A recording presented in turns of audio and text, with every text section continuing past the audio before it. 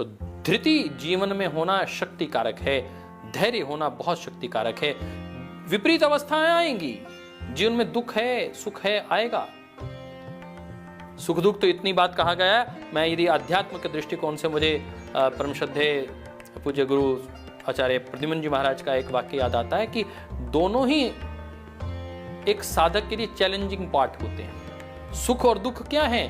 सुख और दुख यदि आपको समझना है तो आप कभी इन पहाड़ियों पर आ जाइए, कभी मंसूरी जाने का अवसर मिले, इधर नैनीताल जाने का अवसर मिले, और यदि उससे भी आगे गंगोत्री और यमुनोत्री जाने का अवसर मिले, केदारनाथ जाने का अवसर मिले, जोशीमठ जाने का अवसर मिले, तो आपको पता चलेगा कि उत्तराखंड में गाड़ी चलाना और पहाड़ों पर गाड़ी चलाने वाला व्यक्ति कभी सो नहीं सकता, वो सदैव जागता रहता है। क्यों?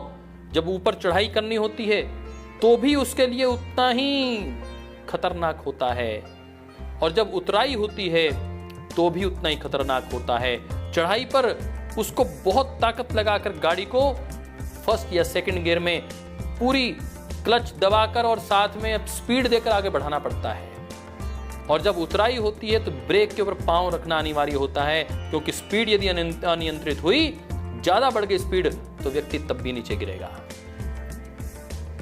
ऐसा ही सुख और दुख होता है। सुख में जैसे ऊंचाई में चढ़ना और दुख में जैसे निचाई में आना, दोनों ही स्थितियों में आप गाड़ी के चालक बन जाइए, मुझे लगता है सुख और दुख को बहुत धीरे से जीत लेंगे आप। यह है धृति की श्रेणी, और धृति प्राण से चलती है, प्राण तत्व से चलती है, इसलिए मन को नियंत्रित करना है।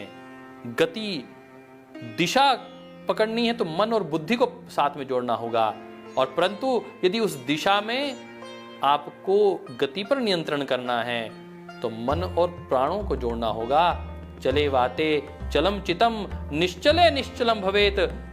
हठ योग में स्वामी स्वात्माराम जी कह रहे हैं कि यदि आपने अपने मन को साधना है तो प्राणों को साधना होगा।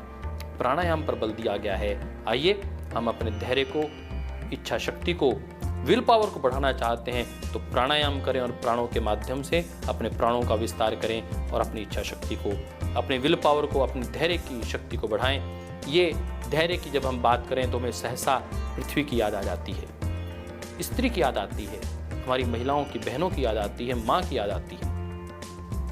यह हम बहनों में, नारियों में विशेष शक्ति है धैर्य की। कितना कष्ट होता है जब महिलाएं माँ बनती हैं। मुझे अच्छे से याद है कि मुझे पथरी हो गई, भीषण दर्द होता था, तो मुझे डॉक्टर कहा करते थे, अरे आप तो युवा हो, ये पथरी की दर्द है, महिलाओं को तो पता होता है कि हमें प्रेगनेंसी में इतनी कष्टकारक दर्द होगी, फिर भी वह माँ बनना पसंद करती हैं, उस पीड़ा को झेलने के लिए मानसिक रूप से तैयार रहती हैं।